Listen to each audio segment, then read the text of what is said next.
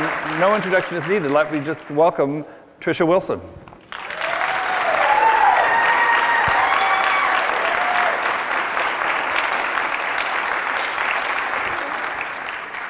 So anything new? Oh, lots.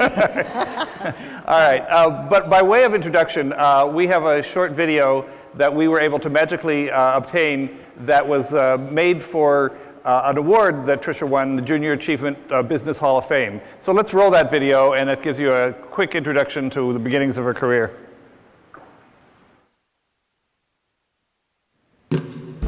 It's not easy being a woman CEO doing business in Shanghai or Abu Dhabi. But if you're Trisha Wilson, it can be done. I think anything can be done, anything. And I don't ever assume that something can't be done. The fact that we're doing 20 hotels in Mecca for King Abdullah, and I can't even go into Mecca. But I appreciate other cultures. I did when we worked so much in Japan. I appreciate, and I don't try to push my American ways onto another culture. And in many ways, it's freeing. But people do remember her name in virtually every part of the world. Once she's done a project for a client, they're friends and clients for life. One of her first jobs was for Dallas developer Trammell Crow, who had in mind a new hotel, the Anatole, filled with his Asian art treasures and 7 restaurants. She wrote him a letter about some ideas he couldn't live without for the hotel. I so wish I had a copy of that letter, but I wrote him a letter and asked him and told him that I had some ideas for his hotel, which I didn't. And he called me on the phone and he said, "What are those ideas?" And I just made them up on the spot. He said, "How many employees do you have?" And I did what I think is telling the truth in advance. I said 6 because I didn't want to lose the project because I didn't have the right criteria. And of those 6, I've got 4 with me still that started. Trisha Wilson was ready. She left the University of Texas with an architecture degree and spent a year or so selling mattresses at the old Teich Gettinger store. And somebody came in to the department and they were wanting a chair reupholstered or to buy a chair or something. And they said they were doing a restaurant in Dallas called the Railhead. And so he said, "But we don't know what we're going to do and we don't know who's going to design it." I said, "Well, I could do it." And he said, "You can?" I said, "Sure." I think you have to ask a lot of questions in my business to understand what someone wants or what their vision is and what they're trying to accomplish. And I'm very good at questions. Today, her staff designs each hotel or major building the same way. I just think about what I need to do today, and then tomorrow something else is going to present itself. She says she simply hires good people and lets them do their creative jobs. I love what I do. I love the fact that I can give back, the fact that I can make a difference in people's lives. I love the fact that we work for the richest, the most powerful people in the world, and yet what I love is to go in the township in Africa, say, and see the lives that we've saved. Today, she spends much of her time and imagination on the work of her foundation in South Africa, where the private school she started is training 175 students with scholarships for those who cannot pay. She has helped a local pediatrician and farmer expand the area's clinic, joining with a government clinic to take care of about 1,000 HIV patients and 400 children under 5. It's just so exciting. I mean, there's heartbreaks too, lots of heartbreaks, but the people that we're helping will change that whole world.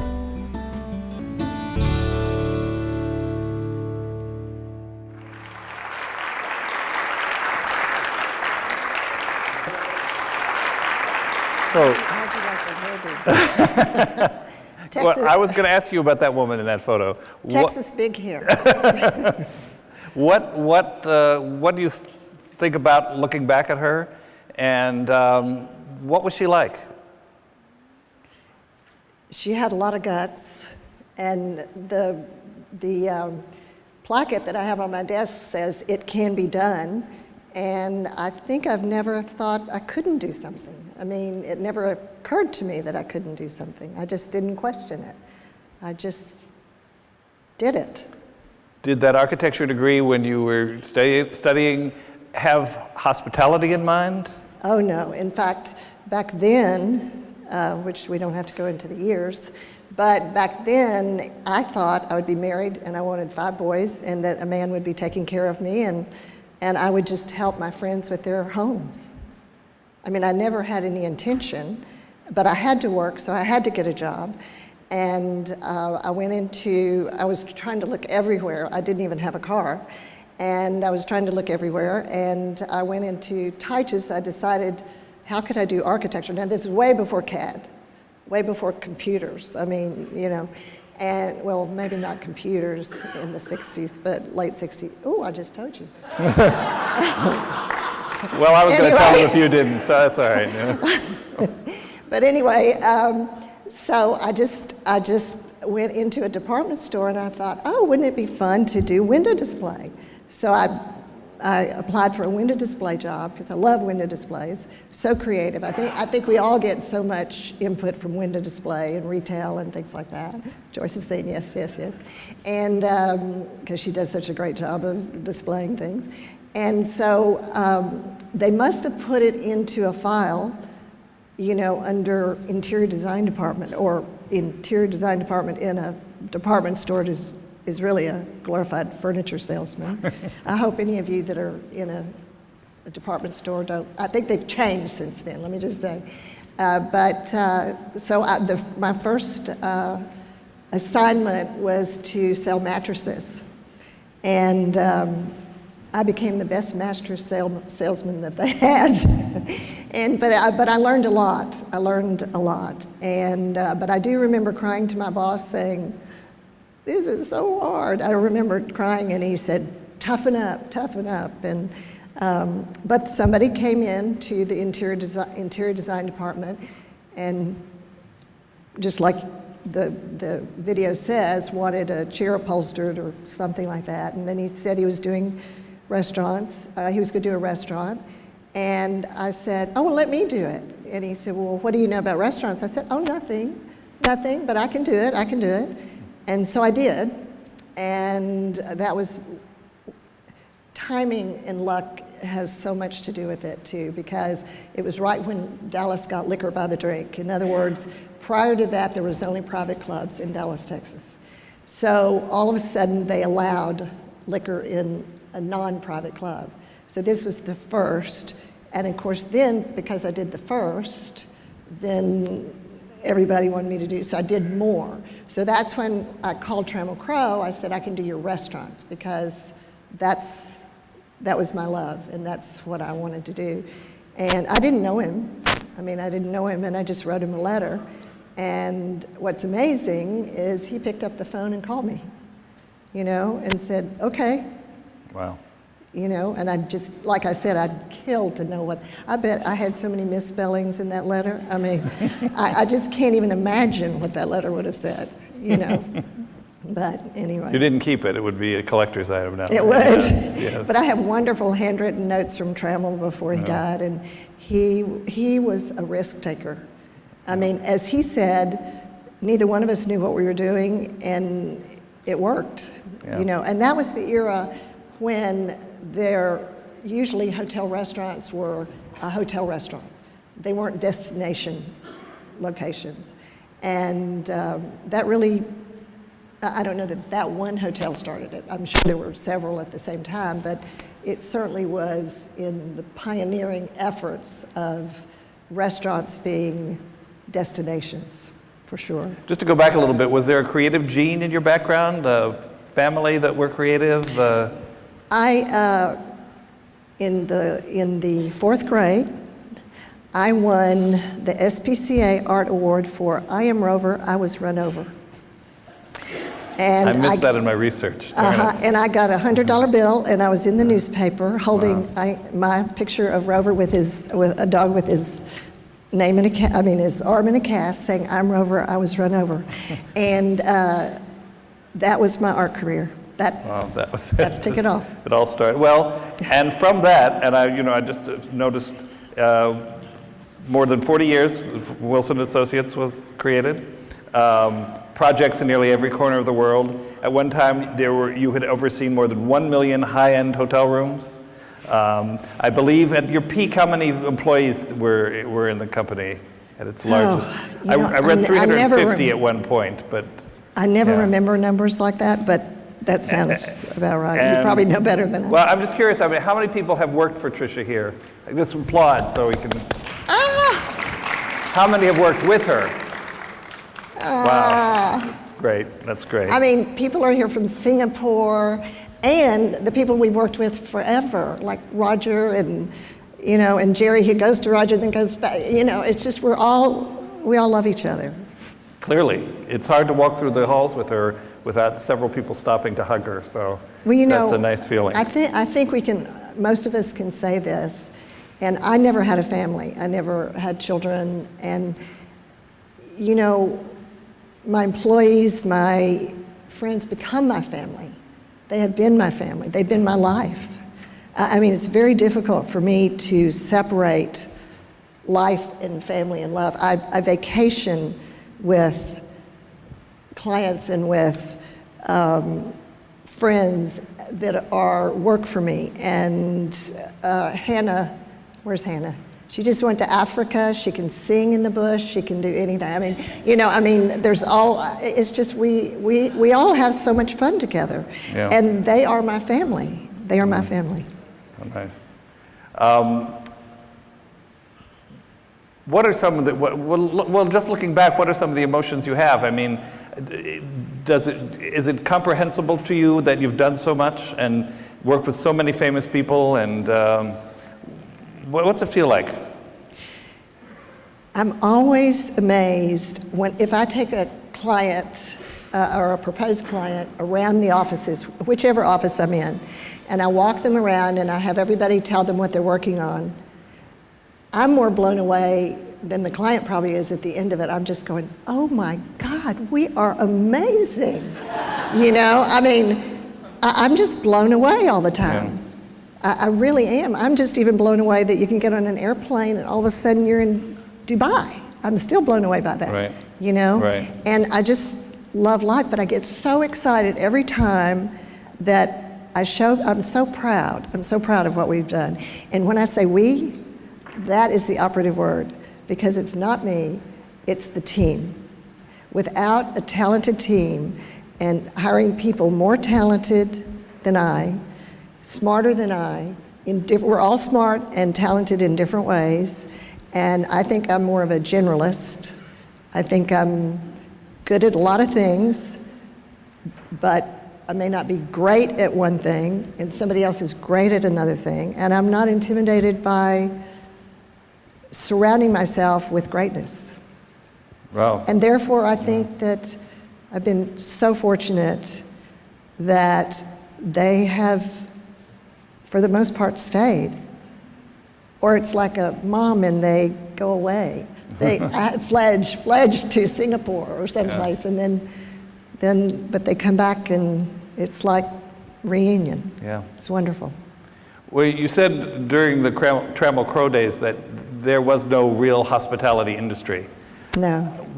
How was it, describe seeing it build to what it is today, to this sort of event, to the magazines that surround it. What are the highlights for you in creating what we know today as the hospitality industry? Your own and others. How did it become what it is? I think it's so exciting because now everybody knows, and of course I'm prejudiced towards interiors because how many exteriors, maybe other than the Khalifa Tower in Dubai, you certainly know that because it's an iconic building, but or maybe the Marina Bay Sands in Singapore because it's iconic. But if you think about a hotel, you think about the interiors, right? I mean, a lot of people don't even know what the exterior of a hotel looks like, unless it's a classic hotel or something like that. And I think what is so great is, I think I can describe for all of you, we design from the inside out, really, and make it work. I mean, how many times have we moved or added a rotunda or moved elevators or things like that to really make it work? And I'm not sure, I think interior designers were decorators before, and just, you know, plumping pillows and things like that. And I think that we're so fortunate. I mean, I've seen the whole industry change, obviously, and including the vendors, because not only was there only, I'm generalizing, I mean, there was a Shelby Williams or somebody like that out there that did contract, but like stacking chairs, but it was mostly, the contract was mostly office, and what we had to go to was residential, you know, furnishings and fabrics and things like that. Roger, you agree? Yeah? Roger you're says not yes. You're not that old, but you remember. Yeah. And you were a big part of creating it, though. Well, I'm, you know, one of the proudest things is to go to another country, and of course, my favorite and what took my heart was Africa, and that is, I can't believe it was 24 years ago when we started. And of course, I just naively, he said, I want to design an African palace, and I went, oh, sure, sure.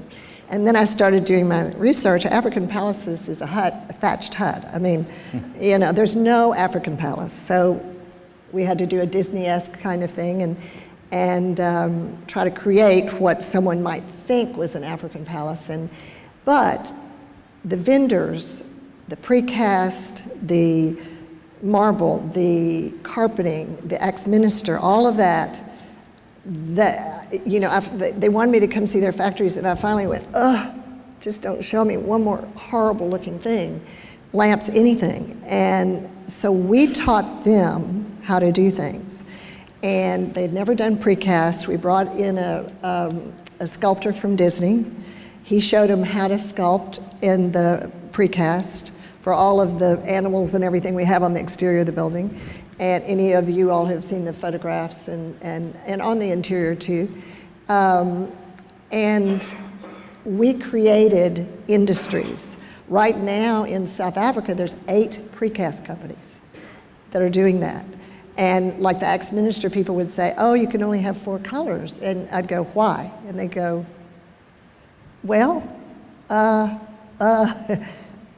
we want 12, 14, you know, something like that. So we created, and we made jobs. We made jobs. I mean, some of the artwork, there was a night watchman on a farm, and I just saw something he had done. It was a wood carving. You could keep it outside. It was animal. It was all African animals, huge, huge wood carving.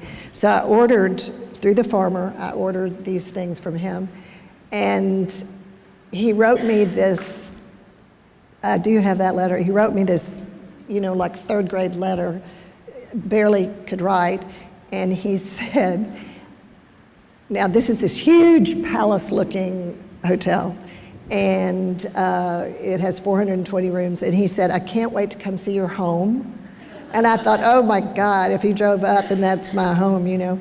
And then he said, I'm gonna buy a pair of pants, some, I think they call it jubie over there, but that's marijuana, some jubie, and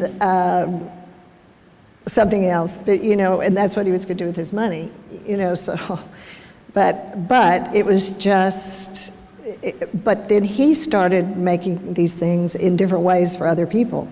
So, I mean, we created jobs, we created work for whole industries, you know, and furniture. I'd walk into all I would do is go to the back. I didn't want to see the showroom or anything because it was hideous.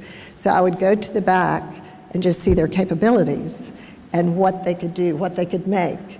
And then we taught them what we wanted, and it did make the design industry in South Africa, and I think that's what's happened everywhere. I know the vendors respond to what we all like. I mean, and I think that it's just been so rewarding to do that. Was that your first international project? No, Claridge's in London was the first one, and I just have to tell you a quick story. Unlike the United States, it's very litigious. Europe is not, which is a real benefit of working overseas, and they're not litigious. And so in London, or when you design something, you are also the contractor. So we were redoing all the suites and the bathrooms and everything at Claridge's. And, you know, they all have those old bathrooms. And as we're tearing out some of the marble and, you know, and everything, plumbing bursts, floods the ballroom below. And you know, I'm just going, oh my gosh. I mean, the whole ballroom, they had to shut down the ballroom for 3 months and all the events there and everything that they were having.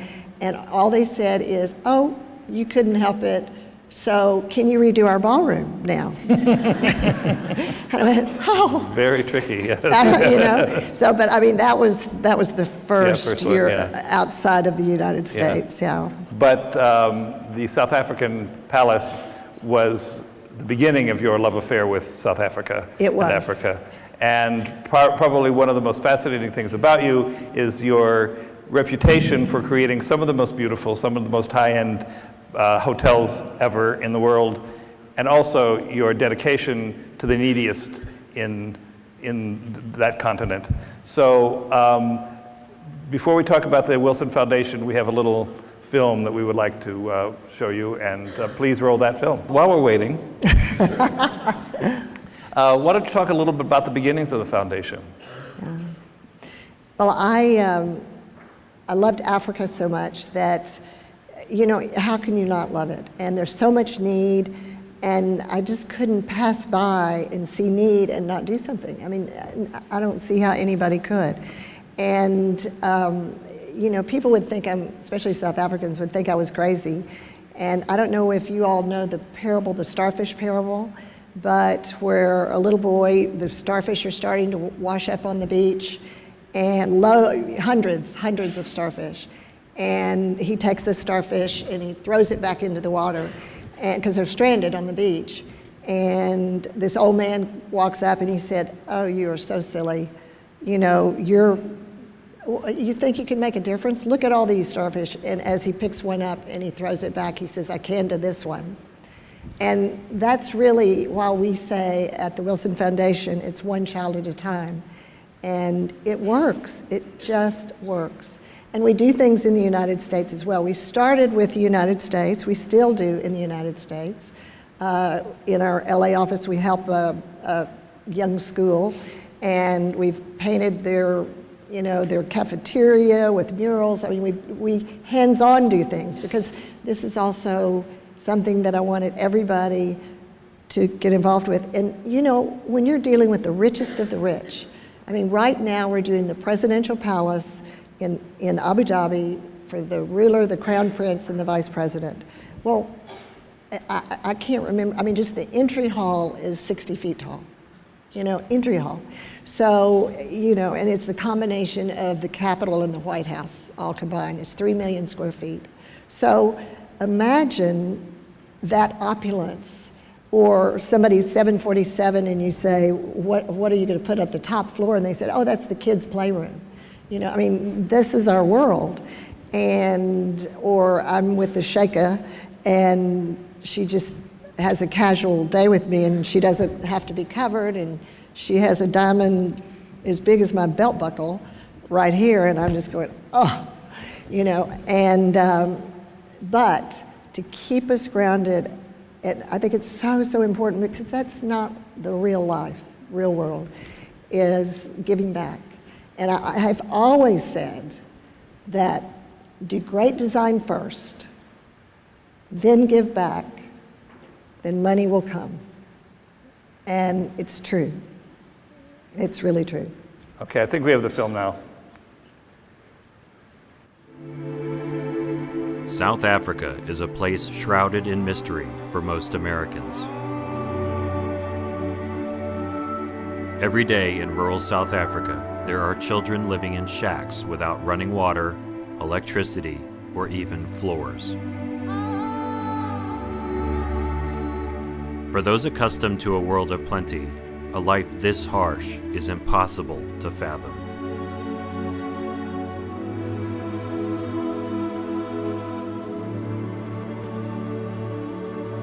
First time I visited South Africa, I knew it was like home. It just spoke to my soul. In 2001, the Wilson Foundation made a commitment to improving the health and education of South Africa's children, one child at a time. All the while tackling the growing AIDS pandemic in South Africa and those left in its wake. When it started, it happened quickly. I started feeling sick. I realized that I've lost weight severely. I tried to wake up, but I couldn't. I tried and I end up crying. When I try to eat, I vomit. And I was starting to think, is this AIDS?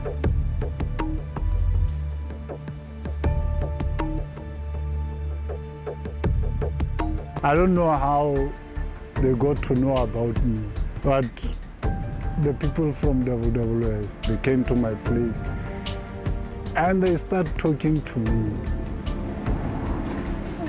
Said, no, we can help you every day. In the morning, we'll take you to the clinic. We'll transport you, we'll make sure you have something to eat.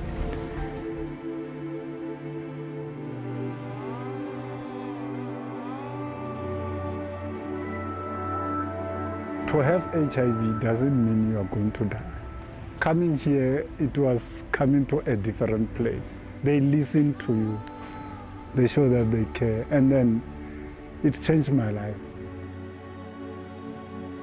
I know that one of our doctors that came back from over there, she said, I know I personally saved about 200 lives. That's a powerful statement, and she was there 3 months.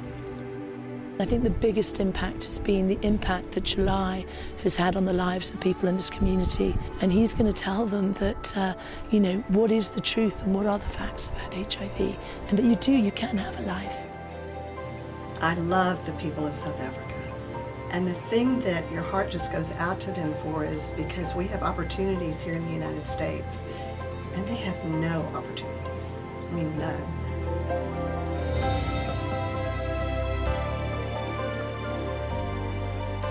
Preventing the spread of this virus from the mum to the baby is of fundamental importance, and it is the one thing that we're able to do that is meaningful in terms of a great return on preventive intervention.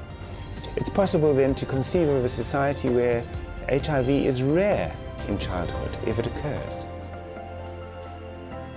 We've lost, almost a generation of people, so grannies are now raising their grandchildren, and their beliefs and their education is much different from what their children's are today. The Wilson Foundation is proud of its long-standing commitment to education, realizing that the youth of Africa hold the key to a better and brighter future. The first phase of the Waterberg Academy was built in 2003. And as a testament to its success, it has already undergone several exciting expansions. You remember the Kevin Costner movie, Build It and They Will Come? We built it and they have come. Through scholarships provided by the Wilson Foundation, underprivileged children have access to the best education in the area and a chance at a real future, breaking the cycle of poverty and deprivation. What's so exciting is it really is the future of Africa.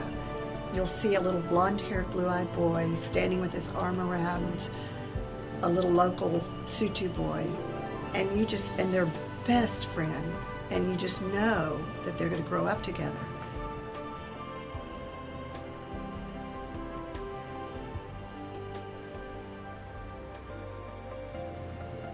Everybody thinks when they see how much poverty and sickness there is that it's overwhelming, and it is if you take it all in.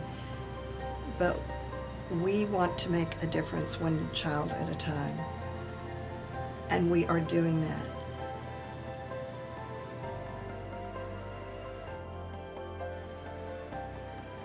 If we don't get funding, everything we do would stop. There is no way that this organization could continue. AIDS cannot just happen in one day. So if we handle this issue of HIV, then AIDS can be stopped. Let's change AIDS to that. Am I doing something? Am I doing something? And let's go out there and do something. We created this to make a difference. And I know everybody says that, we want to make a difference, but what's amazing is we really have.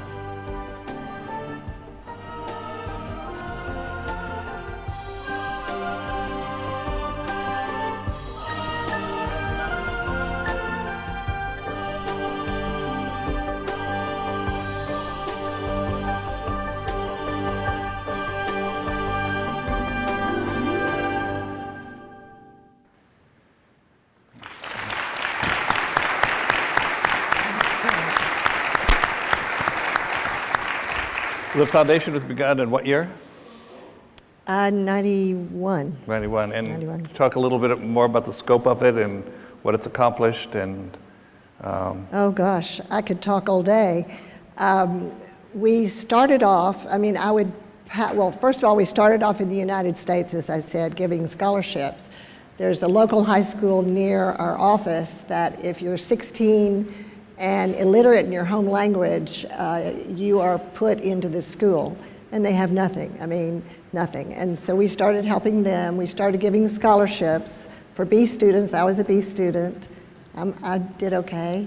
And so, and A students can also always get scholarships, but B students, not so much. So we started doing that and going to university, any degree. It didn't have to be in our industry. And so then I went to Africa, and all of this was going on at the same time.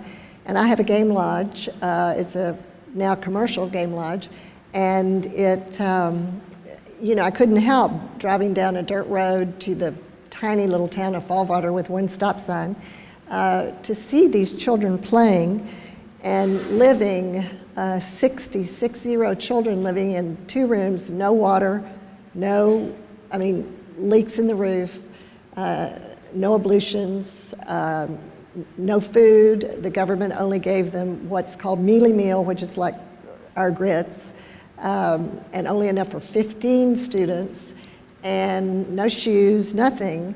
And they just would have to do it in a big pot, looks like a witch's pot, outside. And of course, if it rains, and then the teacher, which was teaching ones from this little to 18, which means they're not learning anything, no books, no paper, no pen, and this is a government school, so a farm school. So how can you not do something? How can you drive by that every day and not do something?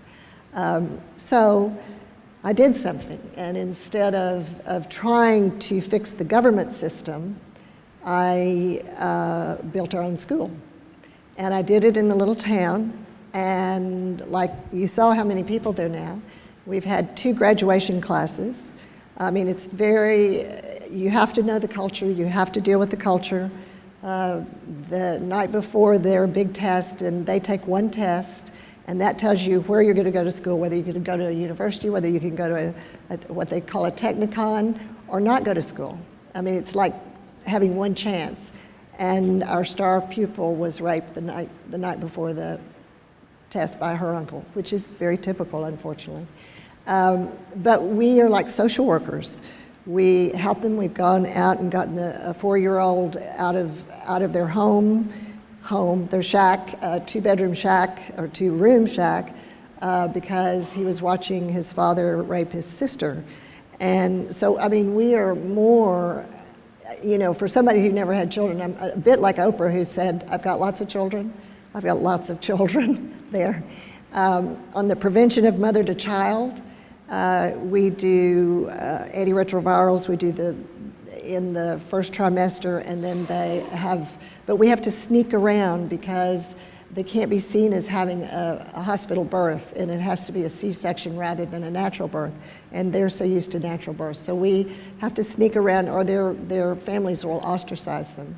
And it's just understanding the culture, but it's making a difference. Now, I got my school built in no time, and it was $400,000. And then I got this call one day from Oprah Winfrey, and she said, "How did you get your school built?" Because I promised Nelson Mandela I would get mine, and she'd already been working on it and spent $24 million. It's all public knowledge, so I'm not telling you anything that's not public knowledge.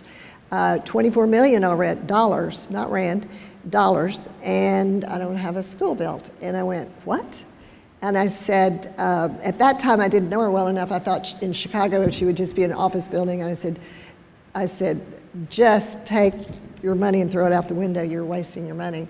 And I said, "That's ridiculous." And so she said, "Will you come over?" I fired everybody, her board there, who were all just taking money from her contractor, her architect, everything. And I think it was 11 months we built her school. And of course hers has a huge auditorium. Ours has a pool. She didn't have a pool. But we now have a new library.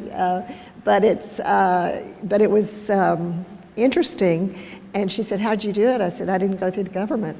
Ours is a private school. It's just, it's just different." So it's, you just have to know how to do business in another world. Yeah. I mean, I'm sitting here like this. I'm so used to in the Middle East, of course I would have long pants, but still I would sit with both feet on the ground, because I can't cross my leg because you'd see the bottom of my foot.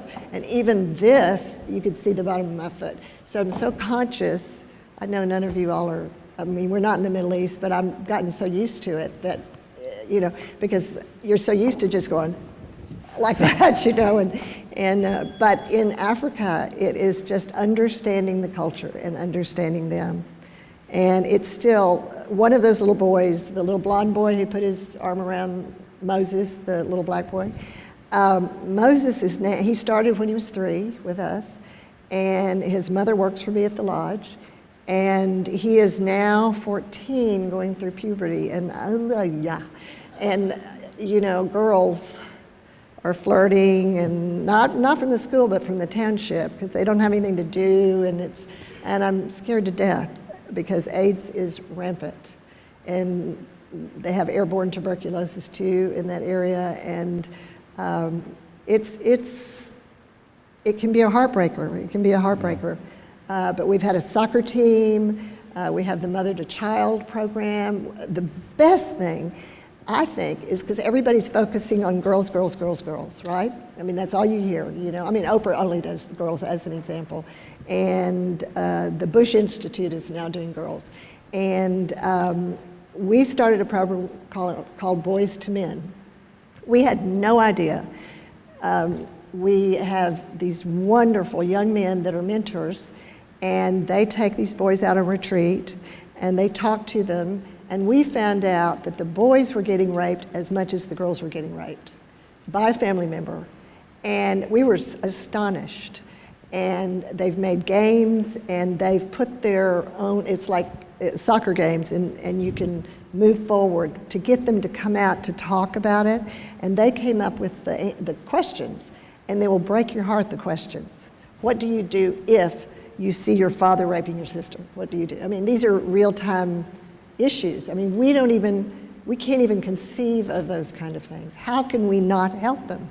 And there's need all over the world. I mean, we're sort of a united way of our little community because we do everything. You can't just do education. We found that out. We started with education, and then these children were sent malnutrition. They couldn't even stay awake.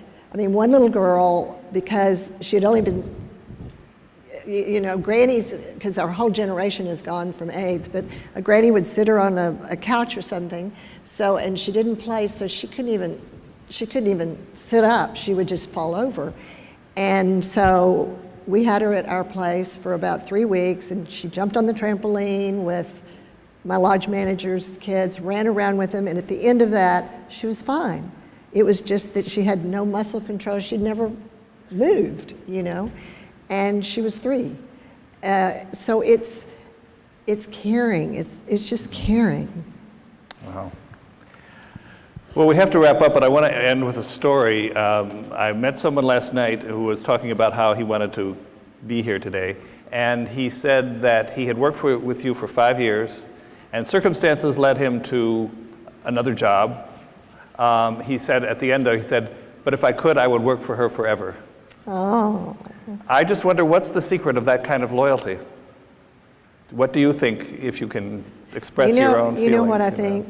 Oh, I'm going to get teary. I really love, not everybody, but I really love the people I love. I get very close. I can't distinguish between work and family. They are my family, and and it's, you know, I saw Stacy today. She's somewhere else, and I got teary, you know, and she got teary, and I just. I don't mean to be Barbara Walters, so maybe I No. could ask you this. Well, you know she's retiring, so don't retire. Well, then let's just say that on behalf of the industry, you were among the handful of people who made it what it is today, and we owe you a great debt of gratitude. Thank so you very thank much. you for being here. Thank you for being here.